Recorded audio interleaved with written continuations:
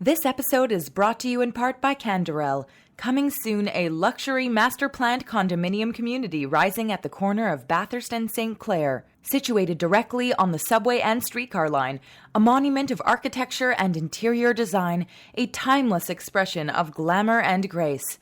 Forêt Forest Hill. Register today at live@forêt.ca. That's live@foret.ca.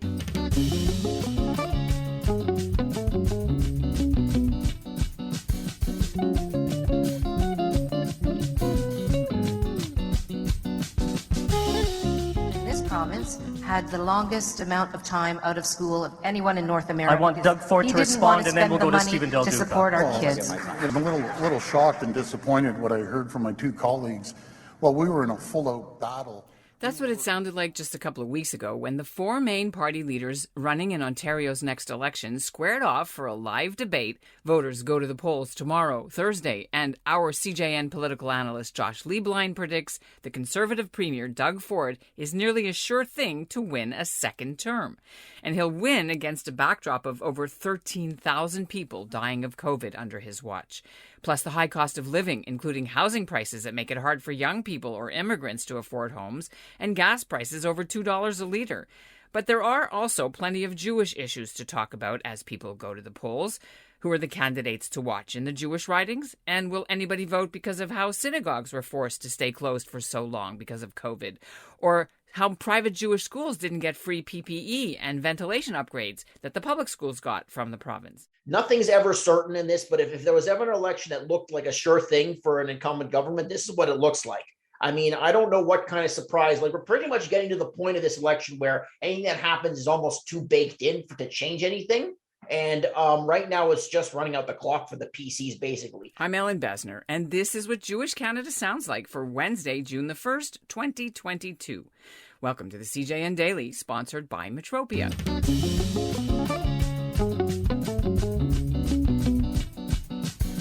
Josh Lieblein has submitted 20 of his columns to the CJN about this 43rd general election in Ontario. And he says the campaign could be a referendum on how well or poorly Doug Ford's government steered the province during the ravages of COVID. Coming up, Lieblein will be here to make his debut on the CJN Daily, and we'll dig into what you should know, what ridings and races to watch, and we'll look at the election through a Jewish lens. But first, here's what's making news elsewhere in Canada right now. I'm Noah Zassman from Toronto, Ontario, and this is what Jewish Canada sounds like. A public school teacher in Ontario whose social media posts have drawn the ire of the Jewish community for their rabid antisemitism has now had his teaching license suspended, pending an investigation by the Ontario College of Teachers. Taher Berengian lives in Richmond Hill, Ontario, and his LinkedIn profile says he worked for the Toronto District School Board for 8 years and also for York Region's Board, and now offers tutoring and interpreting services. His posts call for a new Holocaust, and he posts things about Jews being pedophiles, that they're to blame for COVID, really unhinged ramblings that Judaism is a crime and that we should protect children against Judaism.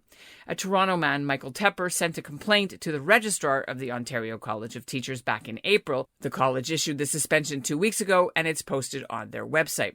The teacher was educated in the Netherlands and at Western University in London, Ontario. The Toronto School Board says he is not working for them now. And joining me now from Cambridge, Ontario, is Josh Lieblein, the CJN's political columnist. What is the consensus from your sources on what's likely to happen? Is Doug Ford going to get a twofer? I think so. I really do. Like the Liberals and the NDP are fighting over second place. The Greens are trying to win a second seat up in Parry Sound, Muskoka. I don't know if anybody's got a cottage up there, but they could find themselves represented by a Green MPP there too. Personally, I'm represented by a Green MP where I live. And what about Dianne Saxe? Since we're on the Green, I was going to ask you later, but we'll get to it now. Deputy leader and former environmental commissioner for Ontario and in University Rosedale. Does she have a chance of unseating the NDP? So. I really don't think so. Like right now, the NDP is fighting in a pitched battle. They pulled a bunch of resources and they're fighting like for the Liberals for all the downtown ridings, it's going to be a real tough battle. And a lot of these are going to be like real nail biters on election night. So if you're looking for some excitement, if it's been mostly just a bunch of schmozzles one after another for this election, I would recommend checking out, you're sitting in front of your TV and checking out the race, because there's going to be some real hard GOTV fights. This one's going to go down to the short strokes in a big way. This is, I mean, the PCs are likely going to take a lot of them very quickly. But if you're in Toronto and you want to see a fight between the Liberals and the NDP, and a lot of the downtown ridings, there's some where it's the Liberals and the PCs. There's going to be slugfests in the Midtown and Uptown ridings. The Liberals are poised to take a few ridings, I would say, from the PCs in the 905 area. So wherever there are Jews all over the province, sit back and enjoy yourself on election night, because you're going to see a lot of stuff going back and forth, I believe. Okay, well, let me just quickly say, GOTV, for those of you who aren't insiders in the ballpark, is get out the vote. Now, look, let's talk specifically about some of the key, interesting Jewish races. Mm-hmm. Can we start off with somebody who's not running, which was Gila Marto in Thornhill? Yeah, I spoke to Gila a bit during the election. There was a lot of difficulties between her and the party. Some of the stuff she's asked me not really to get into, but a couple of like butting heads with a few people in her PC caucus up around the area. So it was kind of tough for her. She kind of left on her own terms. She's doing her own thing now. I don't think that the riding is going to shift out of the PC hands anytime soon. Like, we are going to have a few Jewish MPPs return to the House, but I don't know. Let's count them. Who would they be? Okay, so like most of them are, like a lot of the Jewish MPPs have left the PC Party of Ontario. So Roman Baber's out, Gila's out. I'm trying to think of if there are any others that are going to be elected under the PC banner. I would say Michael Kersner in York Center probably, but he's the only name that really sticks out to me from the PC banner. We've lost a lot of them. We lost Rima Burns-McGowan from the NDP. She's gone. We are looking at possibly Liberals electing Dr. Nathan Stahl in St. Paul's. That's going to be a tough fight. Right. And he's had some issues with posters last couple of days. They were like sticky posters, more like bumper stickers, accusing him of being, all kinds of anti-Israel things. But that has been an issue for some candidates, that they have to deal with anti-Semitism in their party, or from potential candidates who get vetted and then somehow these things get missed, that they had anti-Israel rhetoric. How big of an issue was that? You, off the top of your head, were there maybe 3 or 4 candidates that got struck down from various parties because of their positions against Israel? Well, I did talk a bit about Steve Parrish out in Ajax, who got taken down thanks to the efforts of the great Emma Cunningham, who will be running for school board trustee coming up. And when we move from the provincial to the municipal areas, she's going to be one to watch. Yeah, we did lots of interviews with her around Christmas time, yep. January, when she quit as Pickering Uxbridge riding executive because of the fact, we should just quickly recap for the listeners, that the NDP was going to back the running in that riding of Steve Parrish, the former mayor, who refused to change the name of a street in his community, which was named after a Nazi naval captain. And he wouldn't apologize until actually the late Steve Arnold from the CJN, where our colleague wrote about it. And finally, he stepped down and apologized. But how is the NDP for anti-Semitism? It's very hard to tell, because this is a very, when you're not the Liberals, when you're not the centrist party, you have and these issues go on behind the scenes that we don't hear about. And this is there's something that is very common to Ontario. This is not like Alberta, where there's lots of open and messy fights with each other. This is not like Quebec, where it's cults of personality and stuff like that. A lot of this stuff is really played down. So you have people in the NDP who have issues with Israel. It's true, but there are other people, I'd say the MPP for St. Paul's, despite being attacked by people who are sick of the way the NDP was going on Israel. She's done she's been able to build a lot of support in the Jewish community there for someone who doesn't come from the Jewish community. What's her name? MPP Jill Andrew, the person who Nathan Stahl is running against. But when you have the NDP candidates who have actual ties to the Jewish community, who represent Jewish ridings, have done a pretty good job of reaching out to them. Now, there are problems that are at the party level that they really can't control. But there are plenty of people on the PC side and some of the fringe parties on the right that have issues with the Jewish community too.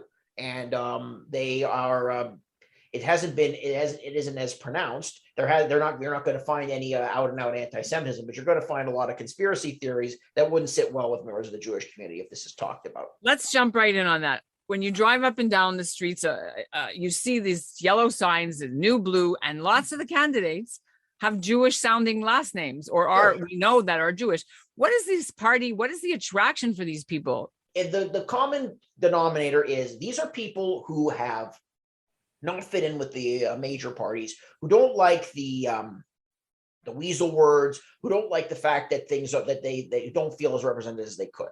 And here is something where they feel that they have a need to get in on the ground floor. In some cases, there are people in the community who have anti-vax, anti-mask feelings. There are people who believe some of the conspiracy theories that are being talked there. It's not as if, even though people are aware of you would see people on Facebook talking about, well, aren't these people aware of their history? The answer is yes. And they still feel like that because of the issues they've had with the vaccine or because of their religious beliefs, it's just not a starter for them to be part of the mainline parties, or they've been in a situation like we've talked about people from the NDP, like Sam Kaplan in Edmonton Lawrence. He had a very bad experience with the NDP, and he's going it alone as an independent. Josh, what about the COVID? Let's talk a little bit broader issues now. It's been 2.5 years. Lots of Jewish people could not visit their grandparents, their parents, their relatives in seniors' homes or seniors' residences. Lots of Jewish people died of COVID because there wasn't the iron ring that Doug Ford planned to put around nursing homes and retirement homes. Obviously, it was a porous ring, a leaky ring, and that's one issue. Does anyone angry about that? Well, yes, they are, but this isn't, I wrote about this in one of my columns. This isn't like SARS, where it was a specific issue that affected just Toronto. And that was a very damaging to the PC government of the day back 20 years ago, I remember. This is a worldwide issue where Ontario was performing sometimes below the pack, sometimes doing better than the pack. Like out in Quebec, things were even worse, if I remember correctly. At some Jewish nursing homes, yeah. So it's not just something that can be connected to Ontario. This is like something like inflation, for example, which is another issue in this campaign, that doesn't really fall on the provincial government so much as it does the federal government. Housing is another issue which you think would be a big issue for Jews, young Jews trying to buy a house, right? But that again doesn't fall on the provincial government as much. That's more of a municipal issue. So voters are actually pretty good at picking out who's responsible for what's going on. So yes, the management of the pandemic was not as good as it could be, but it's not as though in Canada it's all one person. And it is something that all the different premiers had to deal with. And people are willing to give Doug Ford a pass on it. I mean, you can talk about better ventilation for schools. You can talk about hiring more teachers. You can talk about hiring more nurses. And there are things that could have been done better.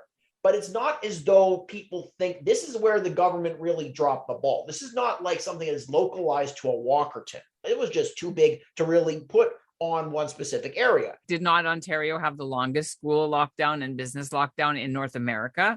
Of course, they did. And there were Jewish parents, modern Orthodox Jewish parents, who actually protested at Yorkdale Shopping Center around January to reopen the schools. There were Jewish schools who took the government to court because they wanted to be open because they don't have computers and yada, yada, right? So they thought that, and they had to pray. Definitely not going to cost them the election. Because for one thing, the opposition parties have not been able to really nail the government or Doug Ford's feet to the wall on this. They haven't said, they haven't gone to a Jewish community and said, you know what, you guys could remember, it's because of Doug Ford that you couldn't open your schools, you couldn't open your businesses. It's Doug Ford's fault. Because with the Liberals, a lot of the issues that were put in place happened under their watch too. And the NDP has never had a chance to really make the issues better. So they really don't have much of a better leg to stand on here. So I guess it's going to be status quo. It'll be some good close ridings to watch. And will he get back in with a majority?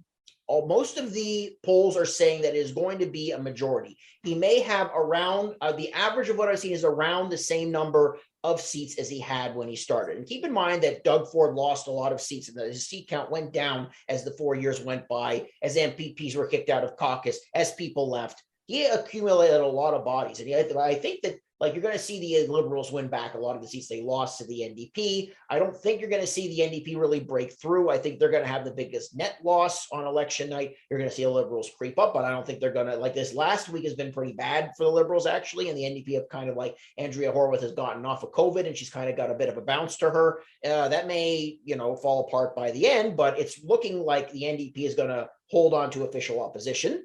The Liberals are going to go up from 7 seats. How could they go down, really? So I do think that it's not going to be enough seats between the other 3 parties to replace Doug Ford. And I think we're looking at another 4 years and some serious soul searching for the NDP and Liberals to see how can they really do things differently? How can they really appeal to Jewish and non-Jewish voters? And it's really time for them to stop doing politics as usual, because things have changed and people are looking for different things from their governments. And they're not going to get excited for the same old, Jewish or non.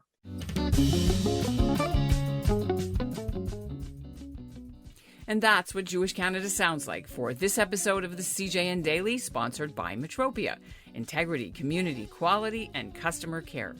Today's listener shout-out goes to Alti Rodell of Ottawa. And we'll end with a little clip from the film called The Rhapsody. And you can win a pair of tickets to see it this month at the Toronto Jewish Film Festival if you are among the first 2 people to subscribe to the CJN Circle. The film's having its world premiere on June 15th. It tells the amazing story of a Toronto Holocaust survivor, Leo Spellman, and how he wrote his masterpiece after the war in a DP camp where it was played once, and then he kept the sheets in his garage for 56 years. Spellman came from a famous Polish musical family. His cousin was the actual pianist from the Hollywood film called The Pianist. If you want to enter to win a pair of tickets, the link is in our show notes. And here's a clip from the film. People don't believe. If they will tell you that you will get killed tomorrow, you won't believe. You say, you don't know what you're talking about. So we didn't believe what they said they were going to do with the Jews. We didn't believe it.